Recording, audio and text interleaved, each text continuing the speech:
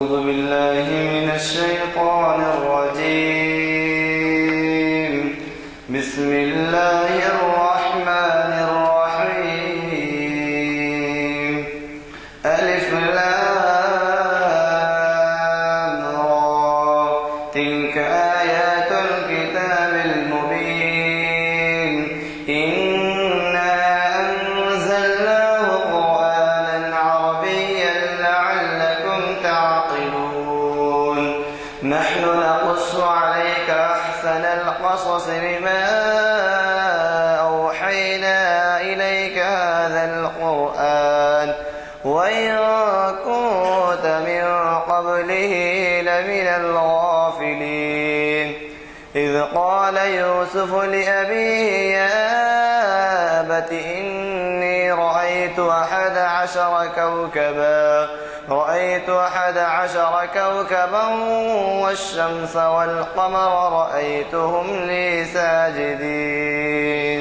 صدق الله العظيم. زبور عجم اقبال کی بہت پسندیدہ کتاب رہی ہے. جیسے میں نے پہلے بھی عرض کیا کہ وہ کہتے بھی ہیں اگر ہو ذوق تو خلوت میں پڑھ زبور عجم، فغان نیم شبی بے نوائے راز نہیں. یہ ان کی ایک نوائے راز ہے. اس میں سارا کا سارا کلام فارسی میں ہے. بیچ بیچ میں غزلیں ہیں مگر بیچ بیچ میں نظمیں بھی ہمیں شامل کر دی ہیں. پچھلی مرتبہ ہم اقبال کی بڑی مالکہ خیز نظم پڑھے تھے اور بہت زمانے میں ہمارے بچپن میں تو یہاں بہت پڑھی جاتی تھی. اصحاب کرام اصحاب کرام اصحاب کرام خیز اصحاب کرام خیز. اور ایک نظم ہے اس کے علاوہ غزلیں بھی ہیں. ہم غزلیں بھی لیں گے مگر پہلے یہ نظم لی ہم نے پچھلی مرتبہ اس سے جڑی ہوئی اور ایک نظم ہے یہ ہم ختم کر لیں تو پھر ہم آگے چلیں گے. تو اس نظم میں بھی اقبال نے اقبال کا جو کلام ہے اس میں فنی زبان میں ریٹورکس ہیں مگر عام طور پہ یہ ہوتا ہے کہ ریٹورکس میں شاعری کم ہوتی ہے، صرف پکار زیادہ ہوتی ہے. جیسے ہمارے جوش ملی آبادی ہیں ان کی شاعری ریٹورکس کی شاعری ہے. یعنی ریٹورکس کہتے ہیں کہ خطابت. تو اس کتاب کی خصوصیت یہ ہے زبور عجم کی. عجم کی زبور کہاں ہے؟ زبور حضرت پیغمبر کی نازل ہوئی تھی زبور، جس کو وہ زبور تھی اور اس کو زبور عجم کا نام دیا. تو اس میں ابتداء سے ریٹورکس بھی ہیں اور اس کے علاوہ شاعری کے 3 درجے بتائے گئے ہیں. ایک تو ریٹورکس ہے. عام طور پہ ریٹورکس بہت پسند کی جاتی ہے اور اس میں زیادہ پیچیدگیاں نہیں ہوتی. بالکل وہ راست بالراست بلا کر مکاست دل سے نکلتی ہے، دل پہ اثر کرتی ہے. لیکن اس میں کیا ہوتا ہے جو معمولی قسم کے شاعر ہوتے ہیں وہ ریٹورکس میں بھٹک جاتے ہیں اور وہ ان کے پاس جو ہے صرف منظوم نثر ہو جاتی ہے. نثر کو منظوم کر کے بیان کر دیتے ہیں. اس کے علاوہ دوسری شکل جو ہے شاعری کی ریٹورکس کے علاوہ وہ ہے خود کلامی.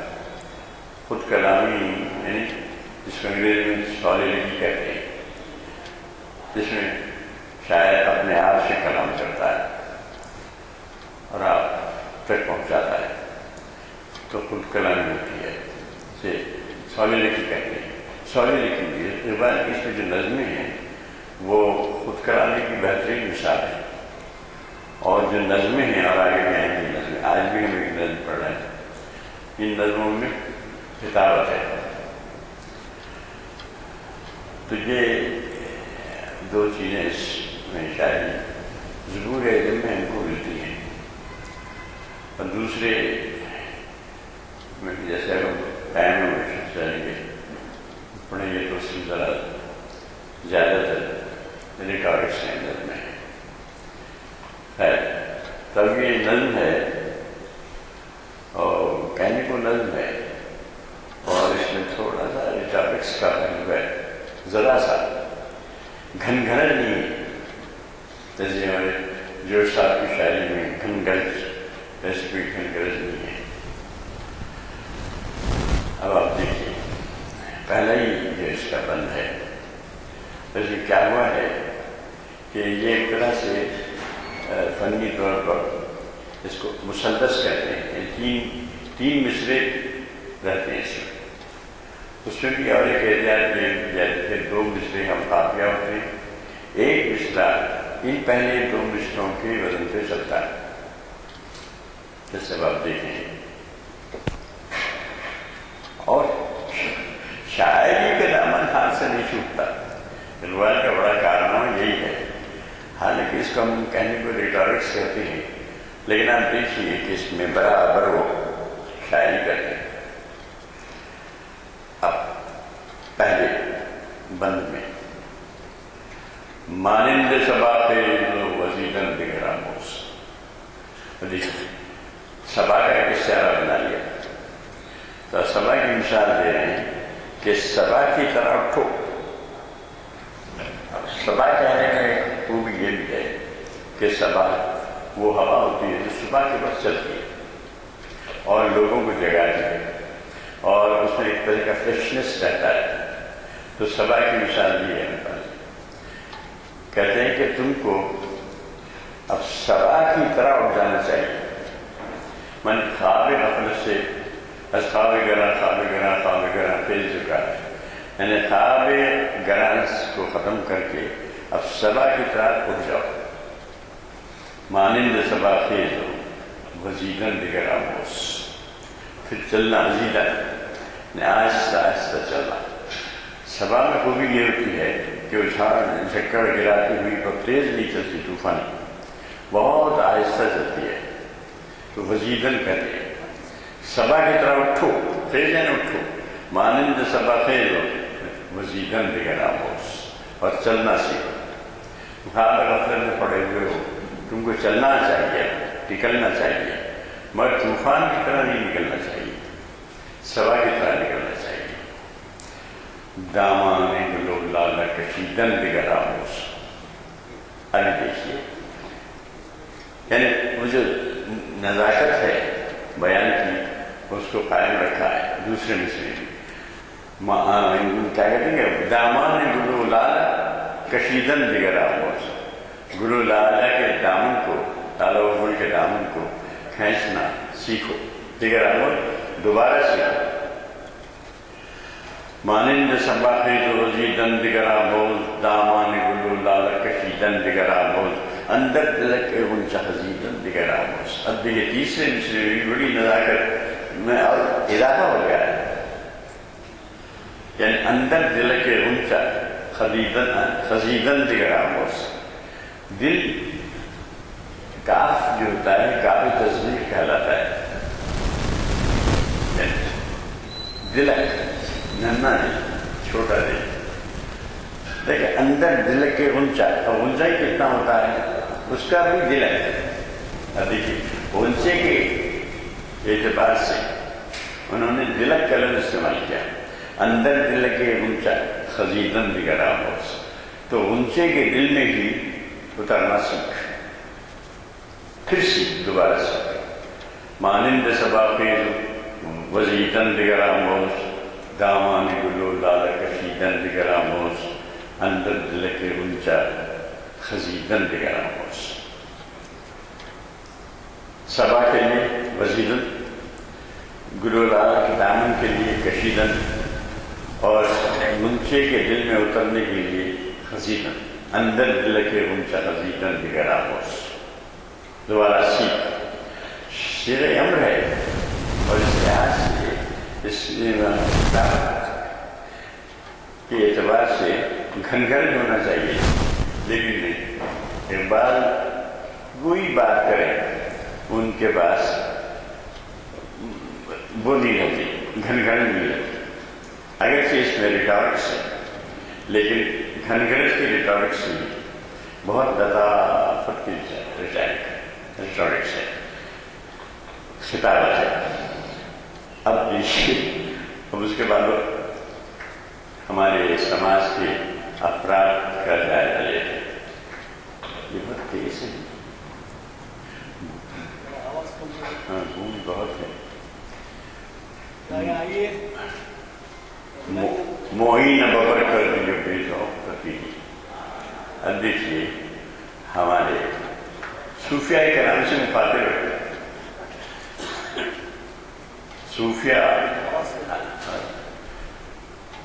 صوفیاء کرام تصوف کو تو اقبال مانتے ہیں، ایسا نہیں کہ تصوف کے مخالف ہیں، لیکن وہ بڑے نقاد بھی ہیں. تصوف ظہور علم میں ملتے ہیں ان کے اشارے سے، جس میں وہ تصوف اور اس کے جو کاروبار ہے اس پہ تنقید کرتے ہیں. ایسے کہا ہے ظہور علم نے، ایک جگہ سنا گیا رہے گا. اب صوفیاء کرام جو ہیں ایک صوف سے صوفی بنا ہے، یعنی معینہ یعنی صوف ایک ایسا کپڑا ہوتا تھا جس کو اوڑھ لیتے تھے، تو ایسا اوڑھنے والوں کو صوفی کہا جاتا تھا. تو اپنا لباس بنا لیا تھا ان لوگوں نے. تو کہتے ہیں معین ببر کر دی اور بے ذوق کر دی. آپ نے صوفی کا لباس معین اس سے بنایا جاتا ہے، کھاد سے. معین ببر کر دی اور بے ذوق کر دی. آپ کے پاس طرف تو ہے مگر اس میں ذوق نہیں.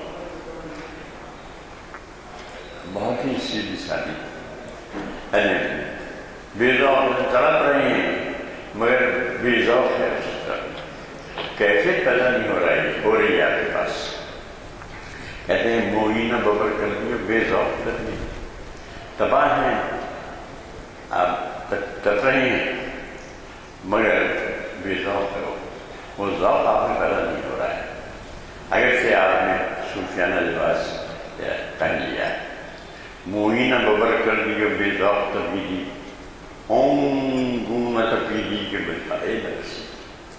آپ اتنا تپے ہیں لیکن منزل پہ نہیں پہنچا رہے، بجائے رسیدی اپنی منزل پہ نہیں پہنچ پا رہے. جو تصوف کا جو مقصد ہے وہ مقصد حاصل نہیں کر رہے، بلکہ اس کا صرف ظاہری کہتے لبادہ ہے. آپ کے پاس تصوف کا ایک لبادہ ہے، اور تڑپ بھی رہیں تو بے ذوق ہے. تڑپ آپ کی تڑپ بھی بے ذوق ہے، اور ایسا تڑپنا ہے کہ آپ اپنی منزل نہیں پا سکتے. جو مقصد ہے آپ کے تصوف کا وہ نہیں پاتے. جس کا یہ تصوف ہو وہ اسلام قریب جاتا ہے. نومید جاوید کہتا ہے کہ یہ تصوف میں ایک نومید جاوید ہے کہ ایک جاویدہ نومیدی ہے. نومید جاوید جس کا یہ تصوف ہو اسلام قریب جاتا ہے. ضرور کریم میں کہتے ہیں کہ یہاں اور کریم میں بہت زیادہ ریٹارس کا پریشر زیادہ ہے. اس میں نہیں، اس میں دیکھیے کہ وہ معین ببر کر دی اور بے ضبط تبدیلی. صوفیانہ لباس تو آپ نے پہن لیا ہے لیکن آپ کے پاس جو تپیدن یہ تڑپ ہے وہ نہیں.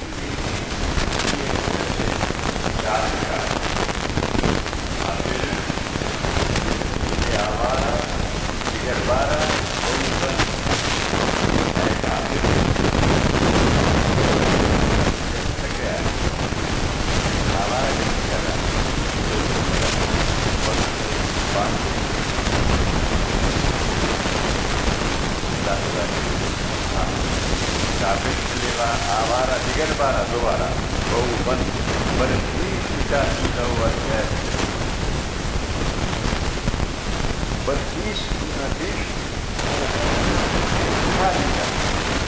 اپنے آپ پر نظر ڈال اسی کا تعلیم آگے چلتی ہے اسی کو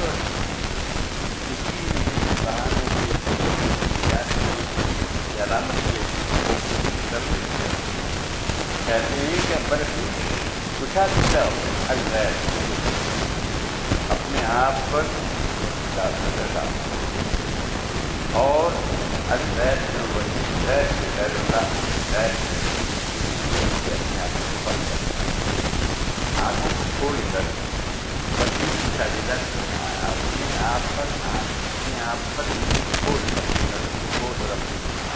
رکھنا اور الغیر غیر سے غیر سلوبن دیدن دیگر عام اور نتیجن دیگر نہ دیکھنا بھی کہتے ہیں نتیجن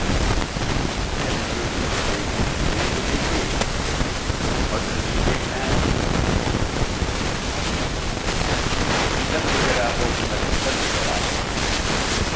دوبارہ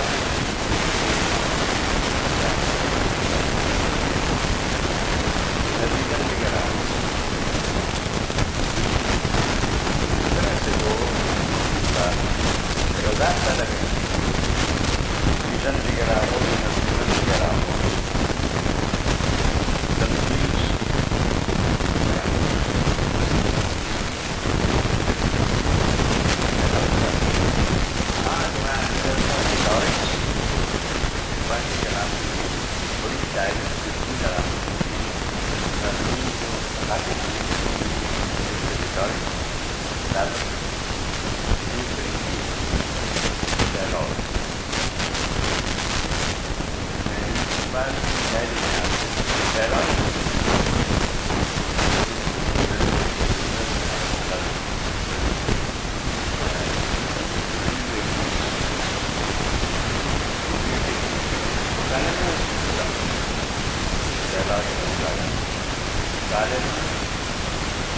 اور کتابت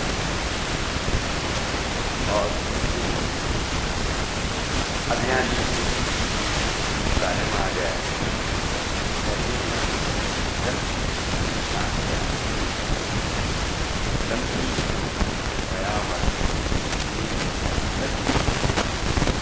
دم کیا ہے یہ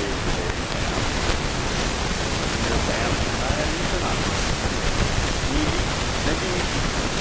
سنا یا نہیں سنا دم کی قیامت ہر دام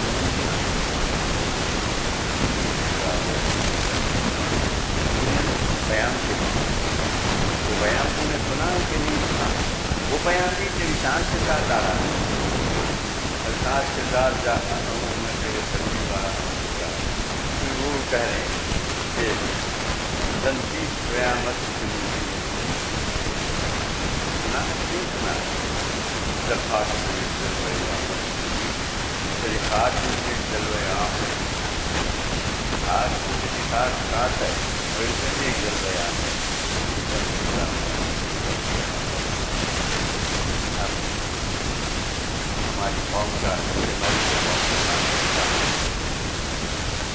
وہ بیان کریں لوگوں کا کیا حال ہے، ہماری کیا ہوتا ہے.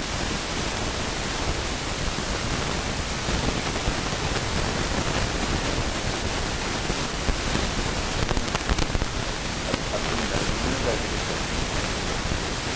ہاں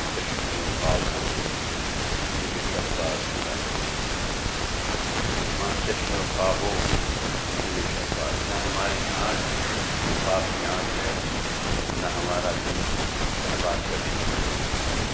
ماں چشم خوابوں سے شہباز کیا ہم خواب کی آنکھ کی کہا خواب جو بہت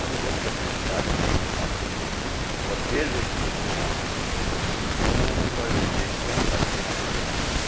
ماں چشم خوابوں سے شہباز کیا اور دن میں بھی ہمارے شہباز کتاب کیوں مرغ سرا لذت پرواز مرغ سرا کی طرح لذت پرواز میں ہمیں یہ علامت میں پوری لذت سے دے رہے ہیں.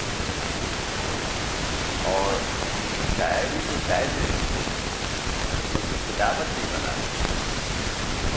یہ بڑا کمال ہے.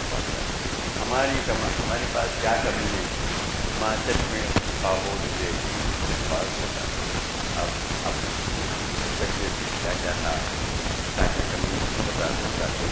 اب یہ کہہ رہے ہیں کہ اگر ہمارے پاس خواب ہمارے پاس دنیا میں کوئی بات اور کیوں مرغ سرا لذت پر بات نہ رہا مرغ سرا کی طرح سرائی جو رتبہ اس کے آواز گاتا ہے جلدی تحریر جائز ہے کہ وہ اپنی گاتی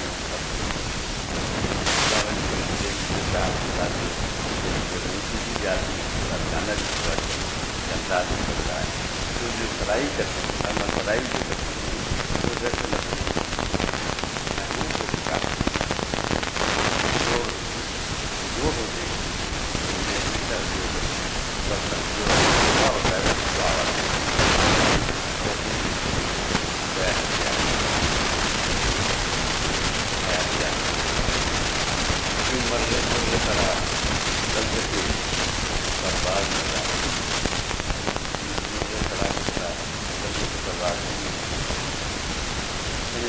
خواب بھی نہیں رکھتے دل شہباز بھی نہیں رکھتے اور مرغ سرا کی طرح لذت پرواز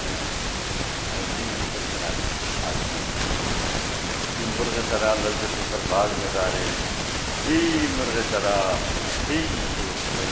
کرا فاتح کو بیڑا مرغ سرا اے مرغ سرا مرغ سرا اٹھ وہ پریشن بیڑا اور پھر اٹھ کر ہوگا مرغ سدا تھی جو پریشن بگڑا ہو اب کہتا ہے تارا دارا اور جم ختم ہے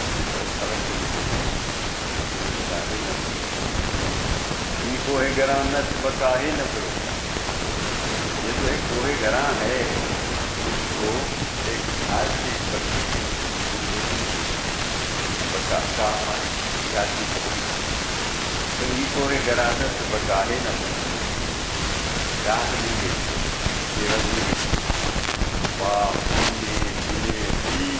دند کرا ہے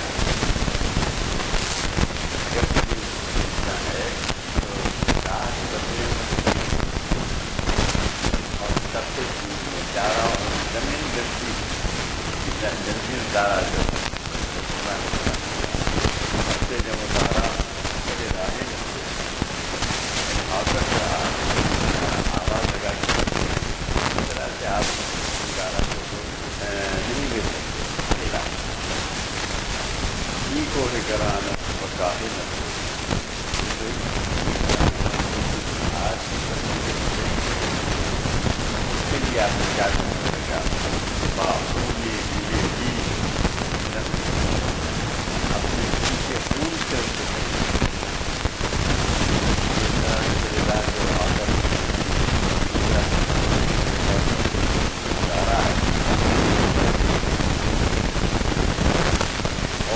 یہ بہت بڑا سونے گنا ہے کیا طریقہ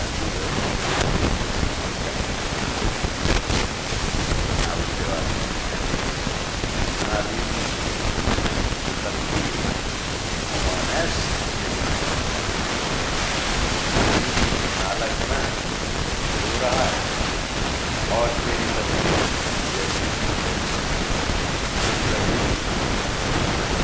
ضرور رہا ہے نالی بھی ہو سردی امانت ہو رہا ہے نالک کر رہا ہے کوئی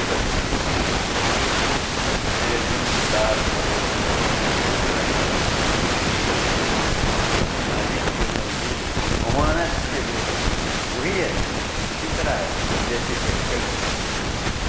کے لیے مالی میرے ہاتھ میں لے کر کل میں اور آج کوئی آغاز ہے اور ہفتے کے دن فلسطین کا مسئلہ تاریخ کی روشنی میں پروفیسر محسن عثمانی صاحب مخاطب کر رہے ہیں. تاریخ اسلام کی 722ویں نشست ہے. آپ کو تو معلوم ہے فلسطین کا مسئلہ ہمیشہ تازہ ہی تازہ رہتا ہے اور اب تو پھر الیکشنز ہیں امریکن الیکشنز اس میں ایک تو یہودی بھی پریزیڈنٹ کے لیے کھڑا ہوا ہے اور دوسرے دو جو ہیں تو وہ بھی ایسے ہیں جو فلسطین یہودیوں کے ہمدرد ہیں چاہے وہ لیڈی ہو بل کلنٹن کی بیوی یا دوسرا وہ بھی جو ہے متاثر ہیں یہودیوں کے لابی سے. اور پھر رواداری کا اسلامی تصور ایک بہت ہی اہم عنوان ہے. جناب محمد ضیاء الدین نیّر صاحب مخاطب کر رہے ہیں ہمیں پیر کے دن بعد اثر اسی مقام پر شریعت انفارمیشن کی 615ویں نشست ہے. یہ جناب محمد ضیاء الدین نیّر صاحب اقبال اکیڈمی کے ڈپٹی چیئرمین بھی ہیں اور اب تو تعمیر ملت کے بھی نائب صدر چنے گئے ہیں. مولانا محمد عبدالرحیم صاحب کے انتقال کے بعد جو انتخابات ہوئے اور اس کے بعد ڈاکٹر یوسف اعظمی آپ کے جانے پہچانے مقرر ہیں. بانگ درا کے رباعیات اور غزلیں مخاطب کر رہے ہیں. محفل اقبال شناسی کی 840ویں نشست. یہ اگلے 4 شنبے کو اسی مقام پر ہے تو مجھے قوی توقع ہے کہ آپ اس میں شرکت فرمائیں گے. آپ نے ایک بہت ہی پرمغز خطاب سنا. دراصل اس کی ابتدا یہ ہوئی کہ ہماری 500-600ویں کچھ نشست تھی تو اس میں ڈاکٹر راج بہادر گوڑ کو بلایا گیا تھا. اردو ہال میں ہوئی ہے نشست. اس میں انہوں نے پوچھا کہ اقبال کا کلام تو جو ہے 40-45% اردو میں ہے 60-65% فارسی میں ہے تو اس کے لیے آپ کیا کر رہے ہیں. تو ظاہر ہے کہ فارسی کلام سے ہم سب اجنبیت رکھتے تھے اور اس کی گہرائیوں میں نہیں جا سکتے تھے. تو ہمارے معزز خطیب صاحب نے وہ فارسی کلام کے ترجمے کا آغاز کیا اور اس کے بعد سے وہ برابر سلسلہ چل رہا ہے اور اس سے ہم کو اندازہ ہوتا ہے کہ فارسی میں بھی جو کلام ہے ان کا وہ کس ابھی آپ نے بتایا کہ وہ خواب گراں خیز کہاں کا ہے صاحب یہ نہیں کون سے کوئی ایک ملک کا ہے نا ترانہ ہے تو نہیں گایا جا رہا تھا تاشقند میں نہیں کسی جگہ اسلامی ملک میں کوئی وہ بھی ہے ان کا نیشنل اینتھم کے ویسا ہے. تو بہرحال وہ ہمارے پاس تو اتنی قدر نہیں ہوئی. البتہ مجھے تجربہ ہوا اس کا کہ ہمارے یہاں آپ کو معلوم ہوگا کہ ایک انجمن ہے حضرت شیخ عبدالقادر جیلانی غوث اعظم پیر غوث اعظم جن سے کہتے ہیں ان کے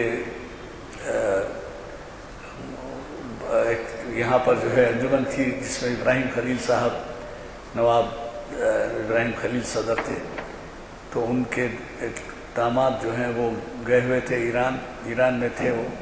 تو انقلاب آیا خمینی کا جو اس زمانے کا انقلاب ہے تو تاریخ میں بہت بڑا انقلاب سمجھا جاتا ہے جبکہ وہ امریکہ سے ٹکر لیے وہ. تو وہاں پر جو جلسہ ہوا تھا ایک زبردست جلسہ ہوا تھا، شاید حالیہ برسوں میں نہیں ہوا ایسا جلسہ. تو یہ اسٹیڈیم میں بیٹھے ہوئے تھے، بلیک کارڈز لگے ہوئے تھے، اس کے اوپر 2 تصویریں اتری ہوئی تھیں. ایک حضرت خمینی کی تھی اور دوسرے اس کے ساتھ ایک تصویر تھی. تو ان کو سمجھ میں نہیں آیا یہ حیدرآبادی ہے. بازو ایرانی بیٹھا تھا، اس سے پوچھے دوسری تصویر کس کی ہے؟ تو اس نے بڑی حیرت سے پوچھا تم ہندوستانی ہیں؟ ہاں. تم اقبال کو نہیں جانتے کیا؟ اقبال کی تصویر ہے. اب اندازہ لگائیے کہ ہم فارسی کلام سے ناواقف ہیں اور فارسی کلام کی قدردانی ان کے کہاں ہو رہی، اور ہیں ہمارے ہندوستان کے اقبال، اور وہ غیر ملکوں